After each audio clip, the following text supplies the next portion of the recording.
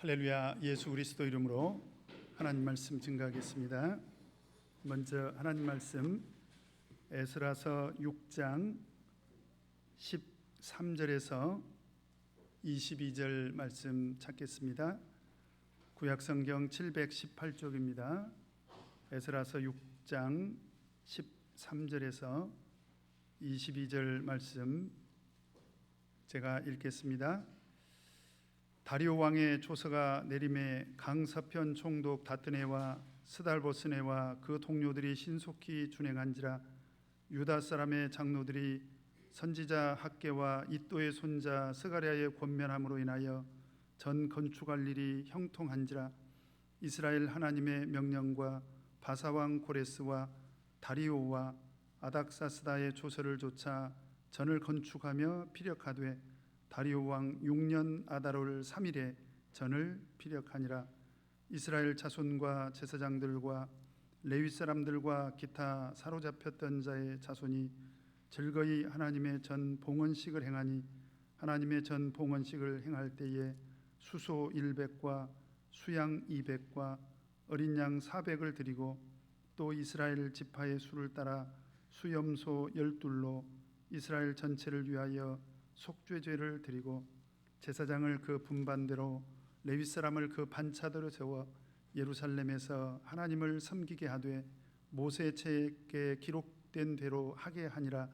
사로잡혔던 자의 자손이 정월 14일에 유월절을 지키되 제사장들과 레위 사람들이 일제히 몸을 정결케 하여 다 정결하매, 사로잡혔던 자의 모든 자손과 자기 형제 제사장들과 자기를 위하여 유월절 양을 잡으니, 사로잡혔다가 돌아온 이스라엘 자손과 무릇 스스로 구별하여 자기 땅 이방 사람의 더러운 것을 버리고 이스라엘 무리에게 속하여 이스라엘 하나님 여호와를 구하는 자가 다 먹고 즐거움으로 7일 동안 무교절을 지켰으니, 이는 여호와께서 저희로 즐겁게 하시고 또 아수르 왕의 마음을 저희에게로 돌이켜 이스라엘의 하나님이신 하나님의 전 역사하는 손을 힘있게 하도록 하셨음이었느니라. 아멘.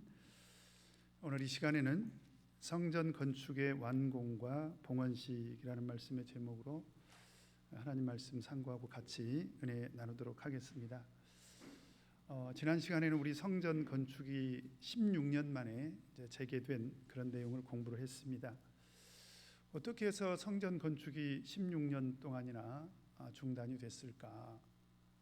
그 부분에 대해서는 이제 저희들이 5장에서 그 땅 백성들이 아주 심각하게 이제 회방을 놓았기 때문에 어쩔 수 없이 성전이 중단이 되고 말았죠. 그래서 무려 그 세월이 이제 16년이나 흘렀는데, 그러면 어떻게 해서 16년 동안 중단됐던 성전 건축이 재개가 됐을까? 바로 두 선지자의 예언으로 인해서 성전 건축이 재개가 됩니다. 그 두 선지자는 바로 학개와 스가랴죠. 그런데 두 선지자들의 예언 중에서 학개 선지자의 예언의 내용이 이제 뜻밖에도 우리가 에스라서 5장에서는 성전 건축이 중단된 것은 그 땅 백성들이 아주 심각하게 방해를 왔기 때문에, 회방을 놨기 때문에, 그래서 관리들에게 뇌물을 주고 왕에게 조서를 내려달라고 해서 그렇게 해서 결과적으로 성전이 중단된 것으로 알고 있었는데, 그건 우리가 알고 있는 표면적인 그런 이유죠. 그런데 뜻밖에도 학개 선지자를 통해서 나타난 그 하나님의 예언의 내용을 보면 그것을 핑계 삼아서 사실은 이스라엘 내부에 신앙적으로 문제가 있었다라고 하는 것입니다. 세 가지를 지적을 했는데요. 첫 번째로 뭐냐면 성전 건축을 방해하는 대적들을 핑계 삼아서, 사실 더 심각한 것은 뭐냐면 이스라엘 백성들에게 성전 건축의 열망이 사라져 버렸다는 거예요. 그러다 보니까 뭐라고 생각을 했습니까? 아직은 성전 건축의 시기가 아닌가 봐. 흔히들 그렇게 말을 하지요. 일이 어그러지고 일이 안 되면 하나님의 뜻을 구하기보다는 뭐라고 합리화시켜버립니까? 하나님의 때가 아닌가 봐. 제가 말씀드렸죠. 굉장히 위험한 말일 수 있다. 왜 그러냐면 하나님의 때는 인간이 주관적인 판단으로 정할 수 있는 것이 아닙니다. 때와 기한은 하늘에 계신 하나님께서 정하신다라고 예수님께서도 말씀을 하셨지 않습니까? 그런데 이스라엘 백성들은 너무나도 쉽게 하나님의 성전 건축의 시기가 아닌가 봐 라고 생각하고 주저앉아 버렸다라고 하는 것입니다. 그 다음에 두 번째 또 책망한 것은 뭐냐면, 그러다 보니까 16년 동안이나 이스라엘 백성들이 어떤 일에 열중을 했습니까? 자기들은 판벽한 집을 짓고 살았다는 거예요. 그때 당시에 판벽한 집은 이제 고급 주택을 말하는 것입니다. 각자 자기 집들을 고급 주택으로, 호화스러운 그런 주택으로 마련해서 그런 자신의 집을 장만하는데 발걸음이 빨랐다라고 하는 것입니다. 이런 부분에서 우리가 오해가 없어야 되는데, 어떤 분들은 예수 믿으면 그거 봐라, 다 돈 팔고 밥 팔고 재산 팔고, 그래서 자기들은 찢어지게 가난하게 살면서 교회는 크고 화려하게 지어야 되는 것처럼 교회가 주장하는 것으로 이렇게 오해를 합니다. 근데 여러분, 성경을 자세히 보셔야 돼요. 하나님은 우리가 판벽한 집에 사는 것을 싫어하시는 게 아니에요. 우리가 고급 주택을 마련하고 우리가 호화스러운 집에 사는 것을 지적하신 것이 아니라, 그들이 바벨론에서 포로로 70년 동안 지내다가 예루살렘으로 돌아온 목적이 어디에 있냐 이 말이지요. 예루살렘으로 돌아온 목적이 어디 있습니까? 하나님의 성전 건축을 하기 위해서 돌아온 것이잖아요. 그러니까 신앙적인 목적의 우선순위가 바뀌었다는 것이요. 하나님의 성전은 여전히 황무하고 하나님의 성전은 여전히 황폐해진 채로 있는데 어떻게 자기 집을 마련하고 장만하는데 빠를 수가 있느냐. 이것은 바로 우리 신앙의 우선순위를 지적한 것입니다. 그 다음에 세 번째로, 또 이스라엘 백성들이 16년 동안이나 성전 건축을 주저했던 또 한 가지 이유가 뭐냐면, 솔로몬 시대에는 엄청나게 화려하게 건축을 했는데, 그리고 그때 그 성전을 눈으로 목격했던 사람들이 살아있어요.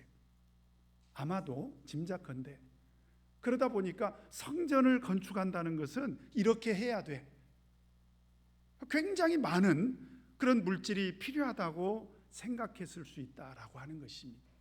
그런데 학개 선지자를 통해서 하나님께서는 뭐라고 말씀을 하시냐면, 학개서 1장 8절에 너희는 산에 올라가서, 여러분 산이 없는 곳이 없잖아요.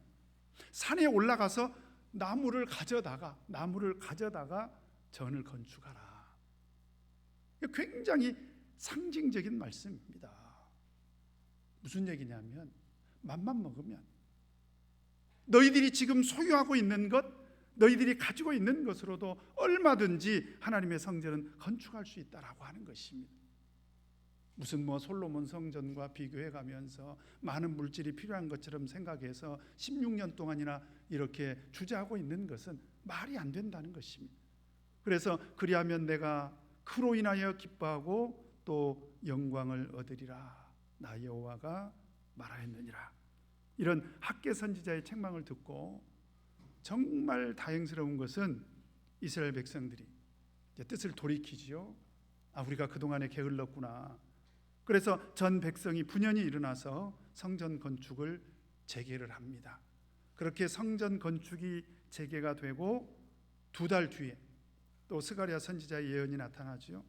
바로 그 예언을 통해서 하나님께서는 내가 반드시 스룹바벨과 여호수아를 통해서 성전 건축을 완공하겠다라고 이렇게 약속을 하십니다. 그래서 이 두 선지자의 예언을 통해서 하나님께서는 이스라엘 백성들의 잘못을 책망하시기도 하셨지만, 사실은 그 내용을 들여다보면 근본적으로는 하나님께서는 성전 건축에 대한 이스라엘의 열망을 회복시켜 주시기 위해서 선지자를 보내주셨다라고 하는 것을 알 수가 있습니다. 그래서 참으로 감사하게도 학개 선지자의 예언이 나타난 지 불과 23일 만에 이제 성전 건축이 재개가 됩니다. 그 성전 건축이 재개가 되는 동안에 이제 6장 1절부터 12절까지 내용이 뭐냐면, 성전 건축이 재개는 됐지만 그때 이스라엘 백성들의 좀 심경을 거스르는 일이 또 그때 발생을 해요. 그게 무슨 일이냐면 5장 6절에 보니까, 자, 같이 한번 읽겠습니다. 시작. 강서편 총독 다뜨네와 스달보스네와 그 동료 강서편 아바삭 사람이 다리오 왕에게 올린 글의 초본이 이러하니라. 그 내용인즉슨 뭐냐면 결론이 17절입니다. 같이 읽겠습니다. 시작. 이제 왕이 선히 여기시거든 바벨론에서 왕의 국고에 조사하사 과연 고레스 왕이 조서를 내려 하나님의 이천을 예루살렘에 건축을 하셨는지 보시고 왕은 이 일에 대하여 왕의 기쁘신 뜻을 우리에게 보이소서 하였더라. 16년 동안이나 잠잠히 지내던 이스라엘 백성들이 갑자기 분연이 일어나 가지고 다시 또 성전을 건축하겠다고 하니까 그 강서편에 있는 총독 다뜨네, 그 다음에 스달보스네, 그리고 그 동료 아바삭, 이런 사람들이 의아하게 생각을 한 거예요. 그래서 왜 갑자기 중단됐던 이 성전 건축을 또 시작하려고 하냐. 그러니까 이스라엘 백성들이 이것은 고레스 왕이 조서를 내려서 성전을 건축하라고 명했기 때문이다 라고 얘기를 했겠지요. 그러니까 이 사람들이 그러면 이것은 사실관계를 확인해야 된다. 근데 참 다행스러운 것은요, 이 사람들은 아주 많이 고약했던 사람들은 아니에요. 그래서 성전 건축이 재개되는 것은 방해하진 않았습니다. 그래서 계속 성전은 건축이 되고 있는 동안에 어쨌든지 사실관계를 확인하자. 만약에 이스라엘 백성들이 주장하는 것이 사실이라면 이제는 더 이상 문제 삼지 않겠다. 그런데 만약에 이스라엘 백성들이 그런 고레스 왕의 조서가 내린 적이 없는데 그것을 핑계 삼고 만약에 건축을 진행하는 것이라면 이것은 안 된다. 막 그러려고 확인하자고 했겠죠.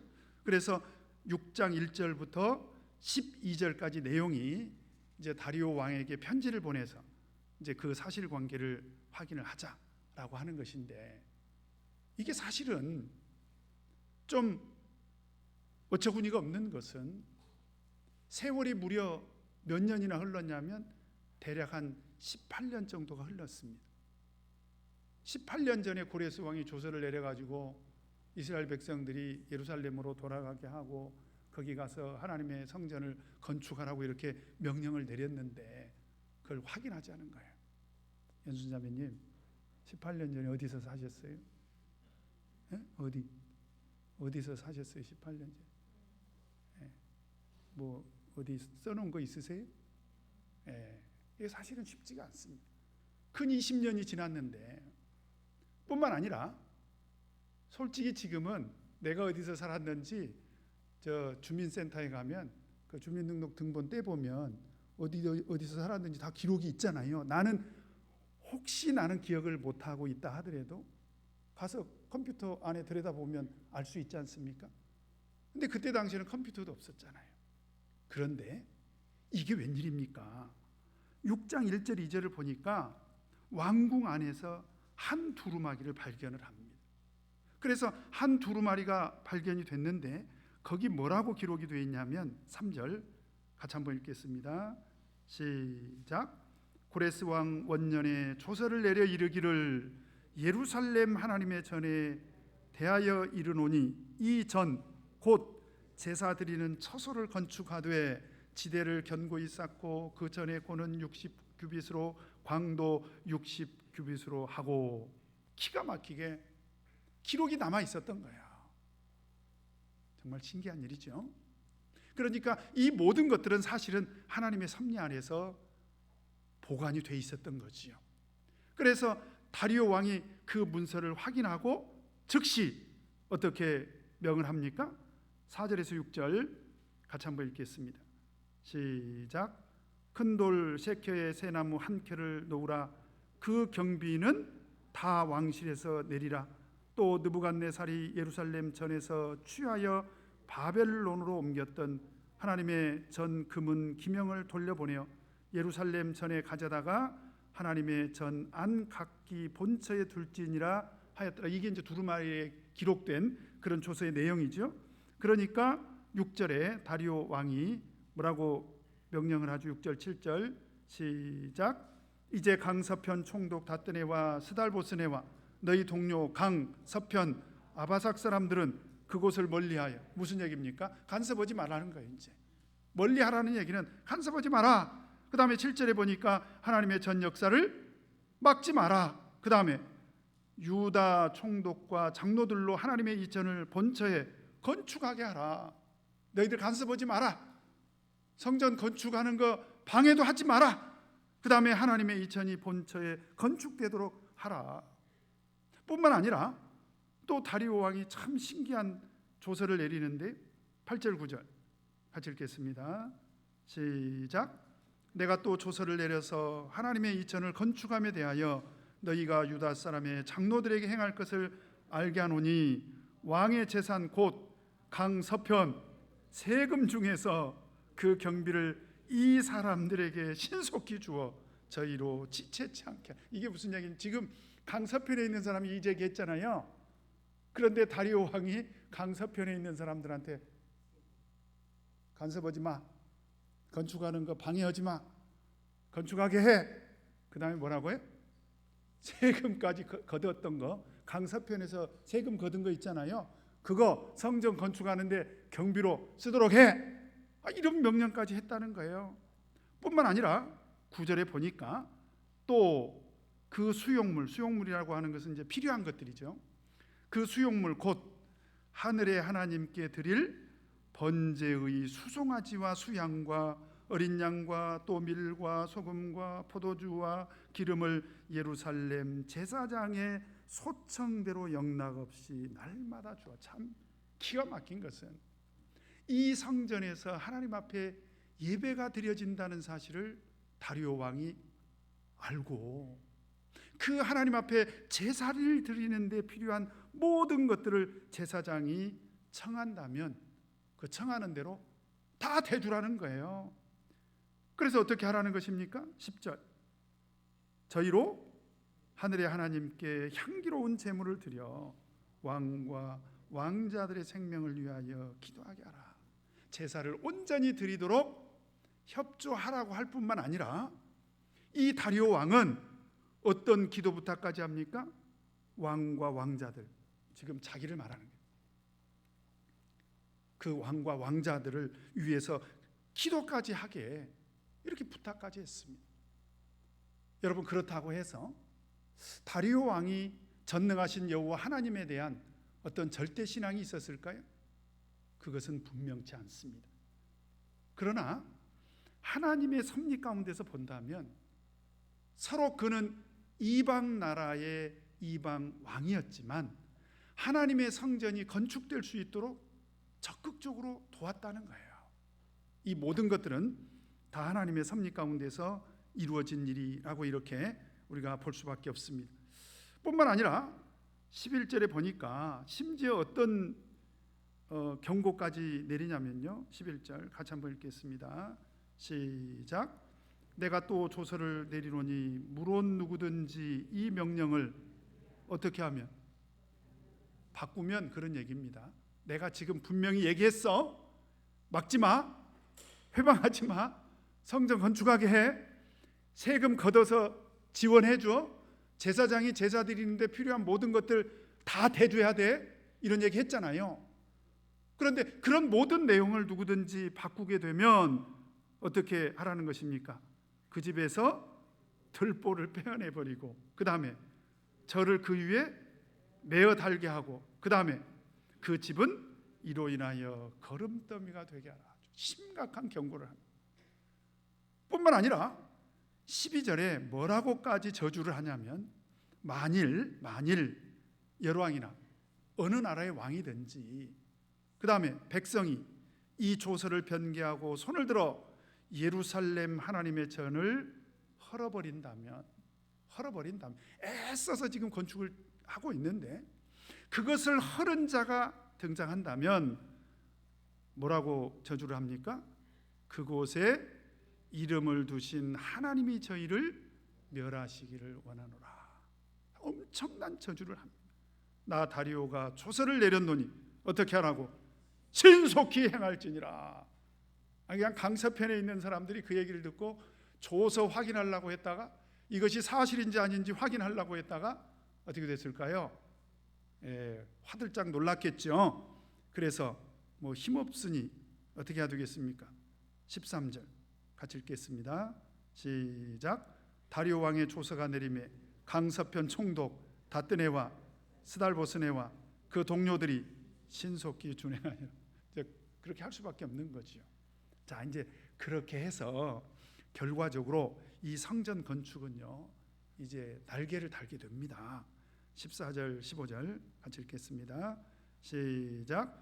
유다 사람의 장로들이 선지자 학개와 이또의 손자 스가랴의 권면함으로 인하여 전 건축할 일이 형통한지라. 이스라엘 하나님의 명령과 바사왕 고레스와 다리오와 아닥사세다의 조서를 좇아 전을 건축하며 어떻게 됐습니까? 필력했다는 얘기는 무슨 얘기냐면 이제 준공을 마친 거예요. 준공이 됐다. 이제 성전 건축이 다 완공이 된 것입니다. 그때가 언제예요? 15절. 다리오 왕 6년 아달월 3일에 전을 필력하니라. 자, 우리 지난 시간에 우리 따라왔죠. 다리오 왕 2년에 성전이 재개됐어요. 성전 건축이. 혹시 날짜 기억하신 분? 6월 25일 전날 6.25 전날 6월 24일 그죠? 학개의 예언이 나타난 날은 6월 초하루. 그러니까 6월 1일 날 예언이 나타나서 23일 만에 성전 건축이 재개가 됩니다. 그래서 다리오 왕 2년 6월 24일에 성전 건축이 재개돼서 다리오 왕 6년 아달월 3일, 아달월이면 12월입니다. 12월 3일에 성전이 피력이 됩니다. 완공이 돼요. 그러면 대략 몇 년 걸렸습니까? 4년 6개월 정도라고 이렇게 말씀드릴 수가 있습니다. 그래서 4년 반 만에 이제 성전이 드디어 이제 완공이 됐습니다. 그때가 언제냐면 BC 516년이었습니다. 그래서 516년에 이제 성전이 건축이 완공이 됩니다. 자, 이제 성전이 건축이 완공이 되고 나면 이제 어떤 순서가 기다리고 있죠? 네? 건축 한 번도 안 해보셨어요? 이번에 이제 우리 드디어 제주도에도 우리 참예수 교회가 구입한 회당 건물이 마련이 됐습니다. 그러면 이제 어떤 게 기다리고 있죠? 이제 가서 헌당식 해야 되겠죠? 그 헌당식을 해야 돼요. 우리 16절 17절을 보니까 자, 성전 건축이 완공이 되고 나서 바로 헌당식을 진행을 합니다. 16절 17절 같이 읽겠습니다. 시작. 이스라엘 자손과 제사장들과 레위 사람들과 기타 사로잡혔던 자의 자손이 즐거이 하나님의 전 봉헌식을 행하니 하나님의 전 봉헌식을 행할 때에 수소 100과 수양 200과 어린 양 400을 드리고 또 이스라엘 지파의 수를 따라 수염소 12로 이스라엘 전체를 위하여 속죄죄를 드리고 이제 정말 즐거운 마음으로 온 이스라엘 백성들이 하나님의 전 봉헌식을 행합니다. 우리는 보통 준공식이라고 하죠. 근데 왜 봉헌식이라고 했을까요? 이건 원어를 그대로 번역한 것입니다. 원어에도 똑같이 봉헌이라고 돼 있어요. 왜 봉헌이지요? 지키는 누가 졌어요? 이스라엘 백성들이. 비용 누가 됐어요? 뭐 이스라엘 백성들도 대고 고레스 왕도 그때 당시에 뭐 경비 좀 대주고 또 다리오 왕도 대주고 그랬죠? 그런데 사실은 그 가운데 누가 이 성전이 건축될 수 있도록 인도해 주셨습니까? 하나님께서. 그리고 하나님의 성전은 바로 누구를 위해서 성전이 건축이 된 것입니까? 사실은 하나님의 영광을 위해서 성전이 마련이 된 것입니다. 그래서 우리는 그 하나님의 성전을 하나님께 드리는 그런 예식으로 헌당식을 하지 않습니까? 바로 그런 이제 봉헌식을 하게 된 거지요. 그런데 얼마나 그 봉헌식이 귀하게 여겨졌으면, 얼마나 그 봉헌식이 하나님 앞에서 기뻤으면 17절에 보니까 하나님 앞에 예물을 무려 수소 몇 마리? 예? 예, 우리 대방교회 헌당식 때 제가 꼭 오겠습니다. 제가 꼭 올게요. 예, 언제 될지 모르겠지만 제가 떠난 뒤에는 확실히 될 것 같아요. 수소 100, 그 다음에 수양 200, 그 다음에 와, 어떤 분들이 이걸 보면서 와, 여러분, 그런데 솔로몬 성전 봉헌식 때는 어느 정도였는 줄 아세요? 규모가 역대하 7장 5절에 보면 솔로몬 왕에 드린 제물이, 이게 헌당식 때입니다. 소가, 스룹바벨 때는 소가 몇 마리라고요? 100마리. 근데 솔로몬 왕 때는 소가 몇 마리예요? 22,000마리. 엄청나죠? 양이 몇 마리? 12만 마리. 이와 같이 왕과 모든 백성이 하나님의 전에 낙성식을 행하니라. 야, 참 역시 솔로몬 성전의 규모는 어마어마했죠. 정말 대단합니다. 황금이 얼마나 많이 들어갔겠습니까? 그런데 스룹바벨 성전 때는 그냥 그 초라한 성전을 보고 어떤 어르신들은 막 통곡까지 했다고 했지 않습니까? 일단은 우리가 두 시대적인 상황을 놓고 좀 객관적으로 비교를 한다면, 여러분, 다윗 왕 시대와 솔로몬 시대에 걸쳐서 성전 건축이 진행이 됐잖아요.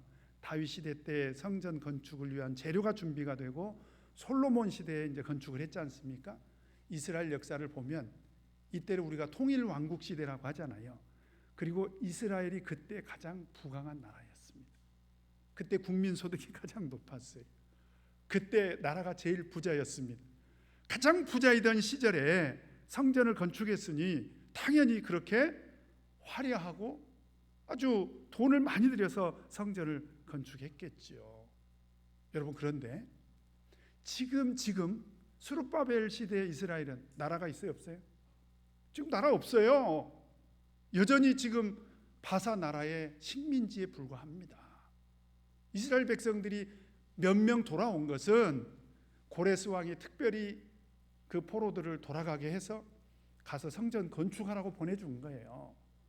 그러니 그 포로로 살던 사람들이 돌아왔으니 물질적으로 얼마나 궁핍했겠습니까?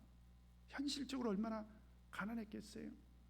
그런데 여러분, 놀랍게도 하나님께서는 뭐라고 말씀을 하시냐면 학개서 2장 9절에 2절에 나중 영광이 이전 영광보다 크리라, 이렇게 말씀을 하셨습니다. 이게 무슨 얘기냐면 솔로몬 성전의 영광에 비해서 스룹바벨 성전의 영광이 훨씬 크다고 하나님은 말씀을 하셨습니다. 왜 그랬을까요? 하나님은 물질을 보시는 것이 아니라는 거예요. 하나님은 마음을 보신다는 것입니다. 그래서 고린도후서 9장 7절에 보면 각각 그 마음에 정한 대로 할 것이요 인색함으로나 억지로 하지 말지니 하나님은 즐겨 내는 자를 사랑하시느니라. 솔로몬 성전은 부강한 나라에서 왕이 주도해서 충분한 물질을 가지고 짓긴 했지만 물론 그때도 영광이 있었겠죠. 그러나 스룹바벨 성전은 비록 초라해 보이고 가난한 백성들이 지은 초라한 성전이었지만 오히려 하나님 앞에서 그 영광이 더 크다라고 하는 것입니다. 그런데 여러분, 한번 생각해 보셨어요? 왜 하나님께서 구약 시대의 성전을 이렇게 두 번 건축하게 했을까? 하나님이 살아계신다면 성전 한 번 만드셔가지고 그게 영원히 유지될 수 있도록, 그래야 하나님의 영광이 하나님의 성전 안에서 영원히 이렇게 지속되지 않습니까? 자, 제가 이 부분에 대해서는 첫 시간에도 말씀을 드렸습니다. 여기는 사실은 영적인 예표가 있어요. 하나님께서 구약 시대에 두 차례의 성전 건축을 성취하신 것은 바로 신약 시대에 바로 하나님의 구속이 이 성전을 통해서 이루어질 때에 바로 두 차례에 걸쳐서 이루어질 것을 예표하고 있습니다. 그래서 솔로몬 성전은 우리 사도 시대를 예표하고요. 그 다음에 스룹바벨 성전은 바로 말세 예수님 재림 이전에 세워질 그런 참 교회를 예표를 합니다. 근데 우리 이미 계시록을 통해서 공부했죠. 계시록 21장을 보면 하늘에서 거룩한 성 새 예루살렘이 내려오지 않습니까? 그런데 하늘에서 내려온 그 거룩한 성 새 예루살렘의 영광이 어마어마하잖아요. 왜 그렇습니까? 이 완성된 하나님의 거룩한 성 새 예루살렘을 통해서 하나님은 하나님의 구속을 완성된 모습으로 우리에게 보여주시죠. 그리고 그 거룩한 새 예루살렘 성 안에 성전을 보여주세요. 그게 영적으로 본다면 스룹바벨 성전이라고 우리가 봐야 되겠죠. 그죠? 그런데 그 거룩한 새 예루살렘 성 안에 있는 성전의 모습을 보여주는데 그 성전의 모습이 무엇이었습니까? 우리 공부한 지 오래돼서 또 많이 가물가물하지요. 자, 우리 계시록 21장 22절 한번 보겠습니다. 계시록 21장 22절 같이 읽겠습니다. 시작. 성 안에 성전을 내가 보지 못하였으니 이는 주 하나님 곧 전능하신 이와 및 어린 양이 그 성전이심이라. 참 신비한 일입니다. 그러니까 구약 시대의 예표로 보여주었던 그 두 개의 성전은요, 오늘날 이 지상에 있어요, 없어요? 있습니까, 없습니까? 없습니다. 이제는 하나님께서 그 예루살렘 성전을 건축하라고 명하시질 않아요. 신약 성경 어디를 봐도 그 황폐해진 예루살렘 성전을 다시 가서 건축하라고 그렇게 말씀하시지 않습니다. 이제는 스룹바벨 성전도 예루살렘에 가보세요. 없어요. 그리고 오히려 그 자리에는 치욕스럽게도, 우리 기독교 역사로는 치욕스러운 거예요. 그죠? 거기에는 황금돔 사원, 회교 사원이 딱하니 버티고 있습니다. 하나님의 구속의 역사 속에서 보면 하나님은 솔로몬 성전, 스룹바벨 성전은 예표로만 보여주신 거예요. 그러면 오늘날 말세 예수님 재림하시기 직전에 세워진 말세의 참 예수 교회 이 안에서 있는 하나님의 성전의 실체는 뭐냐? 바로 우리 하나님과 어린 양이 성전으로 계신다라고 하는 것입니다. 여러분, 고린도전서 3장 16절에 어떤 말씀이 있습니까? 너희가 하나님의 성전인 것과 너희가 하나님의 성전인 것과 너희 안에 하나님의 성령이 너희 안에 거하시는 줄을 알지 못하느냐. 우리가 이 사실을 꼭 믿으셔야 됩니다. 그래서 오늘날 하나님의 성전을 건축해야 되는 가장 중요한 사명은 어디에 있느냐? 바로 영적인 교회를 건설하는, 이것이 바로 우리들에게 목표가 되어야 된다라고 하는 것입니다. 그걸 여러분들 꼭 기억을 하셔야 돼요. 뿐만 아니라 이제 우리 에스라서로 다시 돌아가세요. 이 봉헌식을 한 다음에 어떤 제사를 드리게 됩니까? 자, 우리 에스라서 6장 17절 한 번 더 읽겠습니다. 시작. 하나님의 전 봉헌식을 행할 때에 수소 100과 수양 200과 어린 양 400을 드리고 또 이스라엘 지파의 수를 따라 수염소 12로 이스라엘 전체를 위하여 속죄 죄를 드리고, 뜻밖에도 봉헌식을 하고 나서 제일 먼저 드리는 제사가 무엇이었습니까? 속죄 제사였습니다. 근데 여러분, 우리가 율법에 보면 이스라엘 전체를 위한 속죄 죄는 언제 드렸어요? 원래 대속죄일 날, 맞죠? 대속죄일에 이스라엘 전체를 위해서 속죄제를 드렸는데, 오늘 이스라엘 백성들은 하나님의 성전 봉헌식을 행하면서 그 봉헌식 안에서 이스라엘 전체를 위한 속죄 제사를 드립니다. 사실은 시간 관계상 여러분들 오늘 집에 가셔가지고 민수기 7장을 꼭 읽어보시기 바랍니다. 하나님께서 이스라엘 백성들에게 광야 시대에 성막을 만들라고 하시고, 그때도 역시 봉헌식 전에 봉헌식과 함께 속죄 제사를 드린 적이 있습니다. 그래서 이것은 이제 봉헌식 안에서의 속죄제인데요. 그러면 왜 봉헌식 안에서 속죄제냐? 여러분, 우리가 이제 헌당식을 한다고 생각을 해봅시다. 헌당식. 뭐 헌당식 하면 뭐가 생각나요? 집사님, 헌당식 하면 뭐가 생각나요? 떡도 하고, 그죠? 떡도 해야죠 좀. 안식일에만 떡할 게 아니고 봉헌식 하면 떡도 하고 또 손님들도 오시고 축제죠, 축제. 이건 우리 교회로서는 저는 굉장히 의미 있는 그런 축제라고 저는 생각을 합니다. 그러니 이때 당시에 이스라엘 백성들도 저는 마찬가지였을 것이다. 얼마나 감격스러웠겠습니까? 얼마나 기뻤겠습니까?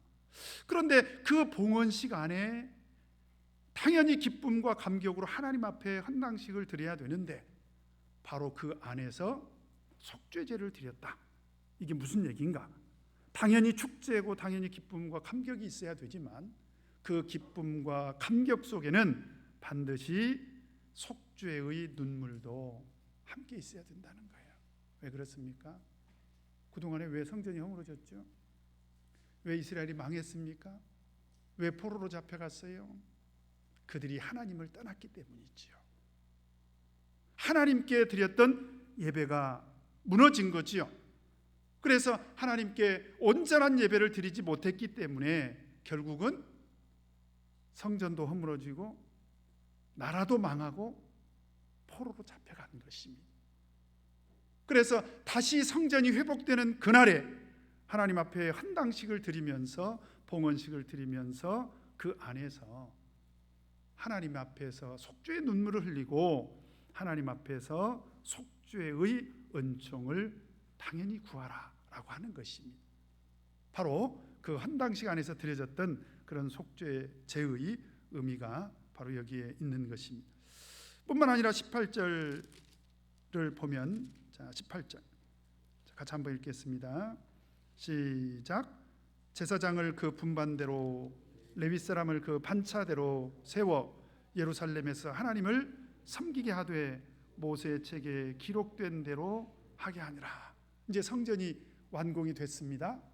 그럼 이제 성전이 제 기능을 다시 해야 되잖아요. 그래요, 안 그래요? 그러면 성전에서 하나님을 섬기는데 가장 필요했던 일꾼들이 두 일꾼이죠. 하나는 제사장들, 그 다음에 하나는 레위인들. 그래서 제사장들도 순서대로 반차를 정해서, 여러분 시간 관계상 찾지 않겠습니다. 역대상 24장 1절에서 19절을 보면 제사장들이 24조로 반차를 정해서 순서대로 일주일씩 이렇게 하나님 앞에서 봉사를 합니다. 그 다음에 역대상 25장 9절에서 31절을 보면 레위 사람들도 역시 24반으로 분반을 나눠서 성전 봉사의 직무를 이렇게 담당을 합니다. 예를 들면 우리 지금 오늘날 교회에서 정상적인 예배가 많이 좀 허물어졌죠. 그래서 아마 교무님은 그럴 거예요. 이럴 때 예배 봉사표를 짤 때 고민이 많이 될 거예요. 그죠? 왜냐하면 봉사 담당을 정해놔 봐야 차량 운행 담당자를 딱 정했는데 교회 안식일에 오시는 어르신들이 그동안에 아무도 안 계셨잖아요. 그러니까 봉사자가 와가지고 할 일이 없어요? 없는 거지요. 지금 그런 상황입니다. 애찬 봉사자들도 지금 다 손을 놓고 있습니다. 근데 이제 우리가 코로나19가 끝나가지고 이제 드디어 예배가 정상화되면 이런 모든 봉사자들이 이제 순서대로 이제 돌아가게 되겠지요. 바로 우리가 지금 이스라엘이 성전이 무너져서 나라가 망하고 그 다음에 이 바벨론의 포로로 잡혀갔다가 극적으로 70년 만에 돌아와서 사실은 근 16년 동안이나 성전 건축을 못하고 있다가 4년 6개월 만에 성전이 건축이 되고 헌당식을 드리고 속죄제를 드리고 이제 드디어 제사장들과 레위인들이 그 성전 안에서 정상적인 예배를 드리기 시작했다라고 하는 것입니다. 얼마나 다행스러운 일입니까? 성전이 이제 제 기능을 담당하게 됐다라고 하는 것이고요. 뿐만 아니라 19절에서 22절을 보니까 제가 설명을 드리도록 하겠습니다. 19절에 보니까 이제 정월 14일이면 어떤 명절이 이스라엘 백성들을 기다리고 있습니까? 설날이 아니고 유월절. 맨 처음에 돌아오는, 그러니까 12월 3일 날 성전 건축이 완공이 되고 성전 건축이 완공된 다음에 제일 먼저 돌아오는 절기가 바로 유월절이 유월절. 유월절은 왜 하나님께서 지키라고 명하셨습니까? 이스라엘 백성들을 애굽에서 이끌어내실 때 그 하나님의 구속의 은혜를 기념하라고 하나님께서 유월절을 만드시지 않으셨습니까? 그래서 하나님의 구속의 은혜를 기념하는 그런 절기를 20절에서 22절을 보면 일주일 동안 아주 정성껏 이렇게 예배를 드립니다. 그래서 하나님의 성전 안에서 하나님의 구속의 은혜를 기념하고 정말 즐거움과 기쁨으로 떡을 떼고 이렇게 했겠죠? 여러분 얼마나 행복했겠습니까? 바로 이것이 오늘날 영적인 성전인 하나님의 교회 안에서 반드시 회복이 돼야 된다라고 하는 것입니다. 다시 한번 말씀드리지만 이제 우리는 산에 가서 나무를 해가지고 예루살렘 성전을 건축할 필요가 없어요. 오늘날 그 성전은 하나님이 계시는 이 교회를 통해서 하나님께서 우리에게 회복하라는 거예요. 어떻게?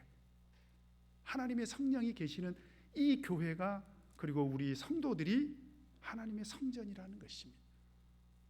그래서 우리가 온전히 하나님 앞에서 믿음이 세워져서 온전한 예배를 드릴 때야 비로소 하나님의 영적인 성전이 건축이 되는 거예요. 여러분 그걸 아셔야 됩니다. 우리 믿음이 세워져야 돼요. 그래서 우리 믿음이 세워져서 하나님 앞에 정상적인 예배를 드릴 때 이것이 하나님 앞에 영광이 되는 것입니다. 아무쪼록 우리 모든 성도님들 코로나19 시대를 우리가 살면서 많은 어려움이 있을 것입니다만은 다시 한번 말씀드립니다. 예배를 회복해야 됩니다.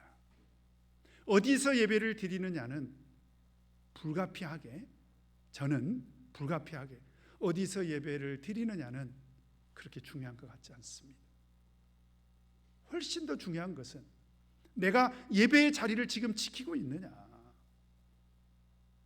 그 예배의 자리를 지킬 때 영적인 하나님의 성전은 온전히 회복이 되는 것이고 그 영적인 하나님의 성전의 회복을 통해서 하나님께서 반드시 영광을 받으신다라고 하는 것입니다.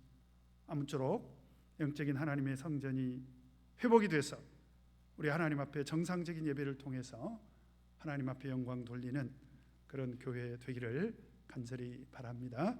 이제 우리 다 같이 찬송 249장 찬양하시겠습니다.